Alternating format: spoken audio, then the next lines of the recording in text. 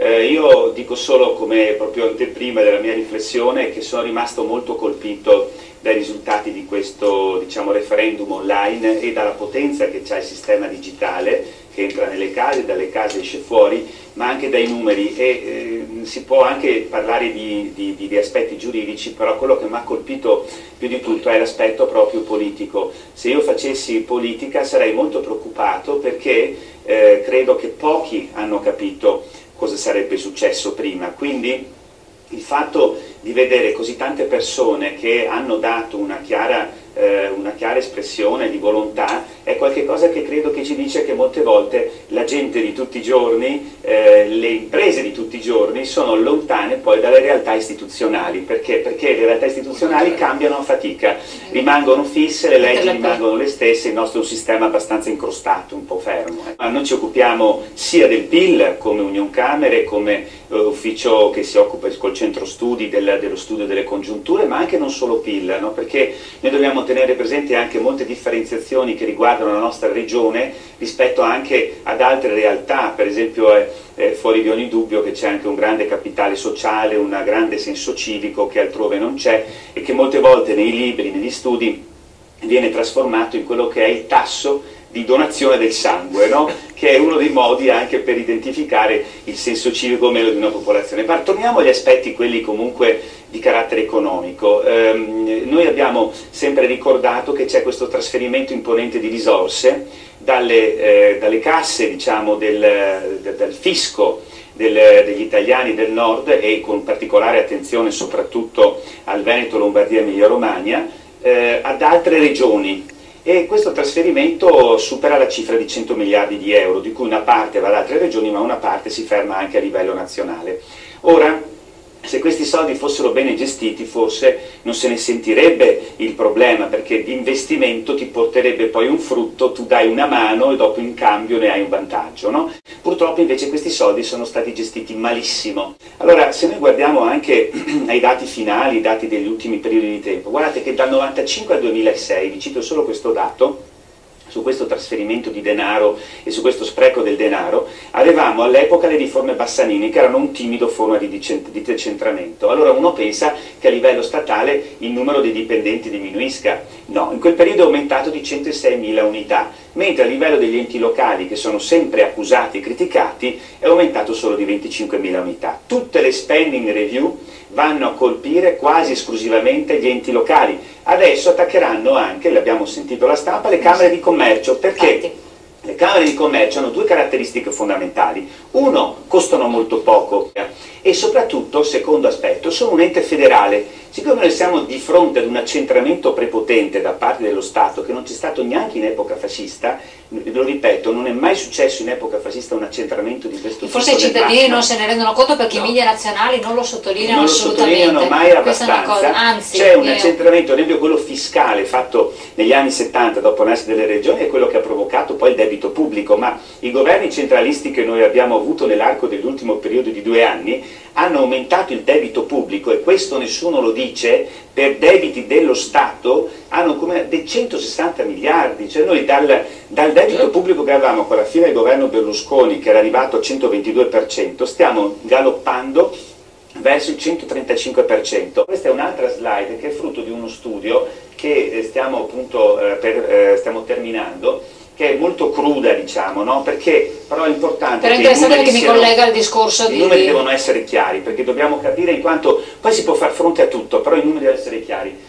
Il Veneto in Italia ha un residuo fiscale, cioè ogni anno deve dare via 1/3 delle sue tasse che non tornano più sul territorio, quindi 1/3 delle tasse corrisponde a 20 miliardi di euro quindi circa. 20 miliardi di euro che non tornano indietro, se ne vanno. Poi siccome molti hanno osservato, perché molti hanno tentato questi nostri studi, diciamo, di criticarli, ma si basano tutti su banche dati europee, nazionali e quindi su dati ufficiali, non possiamo permetterci di utilizzare dati non ufficiali. Ecco che abbiamo anche il commercio intraregionale, no? Perché molti dicono con quel residuo fiscale le altre regioni comprano i prodotti del Veneto, invece no. Il saldo commerciale, la differenza fra esportazioni e importazioni del Veneto col resto del paese è negativo, che è un fatto molto interessante, cioè noi compriamo di più dal resto d'Italia di quello che noi mandiamo nel resto d'Italia.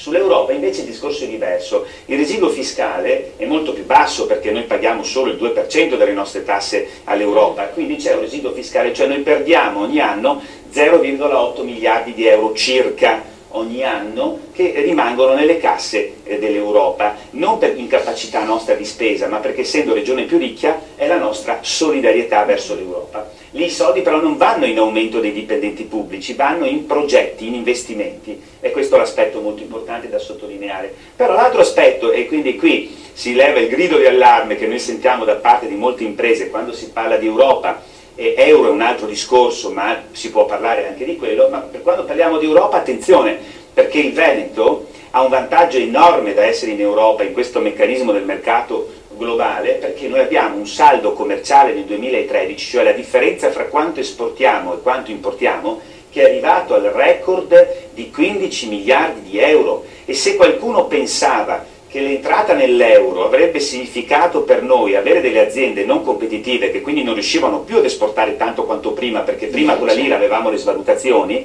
attenzione che non è vero. Il Veneto e la gran parte delle regioni produttive d'Italia, nonostante l'entrata nell'euro, hanno avuto un anno o due di un po' assestamento, ma poi è ripartito subito il saldo commerciale in positivo, aumentando anno dopo anno, però il record l'abbiamo ottenuto nel 2013, quindi noi abbiamo un'economia che si basa sempre di più sulla domanda estera, non sulla domanda interna. Se noi dovessimo chiudere le nostre frontiere italiane verso l'Europa, noi avremmo non solo l'ammanco dei 25 miliardi, 25, ma un ammanco anche di altri ulteriori 15 miliardi di esportazioni, non esportazioni, scusate, saldo fra esportazioni ed importazioni. Importantissimo considerare questo elemento quando parliamo di Europa. Poi, perché è dal 2006 in poi che noi abbiamo detto, guardate, l'abbiamo detto anche allo Stato, abbiamo detto ai nostri deputati, stiamo andando molto male. All'epoca non c'era ancora la crisi che stiamo vivendo oggi, ma avevamo capito già all'epoca, guardate, ci stiamo uccidendo. E il suicidio, ecco perché il fallimento di una classe dirigente,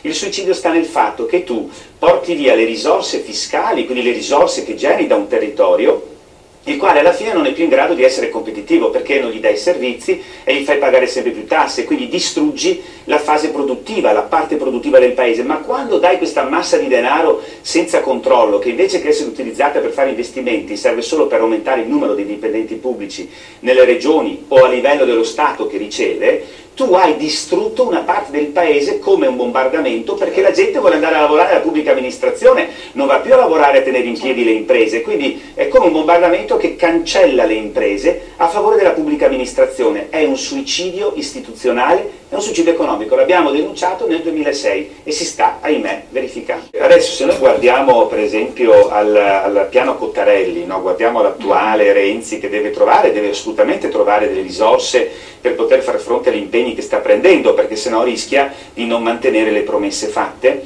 può mettere nuove tasse, non può farlo perché siamo arrivati all'overdose di tasse, potrebbe però tagliare. Ecco, noi abbiamo visto questo piano Cottarelli, ma come il solito si tratta il paese tutto alla stessa maniera, cioè come se la Sicilia fosse uguale al Veneto, la Campania fosse uguale alla Calabria o la Campania uguale al Piemonte, per cui tu usi la stessa medicina per malattie diverse, perché noi abbiamo nel nostro paese una situazione non omogenea. Che cosa può provocare questo? Questo piano che porterà avanti tagli lineari, cioè uguali per tutto il paese, come è stato fatto fino ad oggi, sono stati tutti fonte di errori, ma soprattutto di mancanza di risparmi, perché alla fine il debito pubblico è salito di un ulteriore 15%, stiamo parlando di cifre inaudite, dicevo poco fa, dei 160-200 miliardi di euro. Perché questo succede? Perché questo può portare all'esasperazione delle persone, perché alla fine si vedono che le tasse non diminuiscono, perché tu non fai un'azione razionale. Noi abbiamo per esempio studiato che se la pubblica amministrazione italiana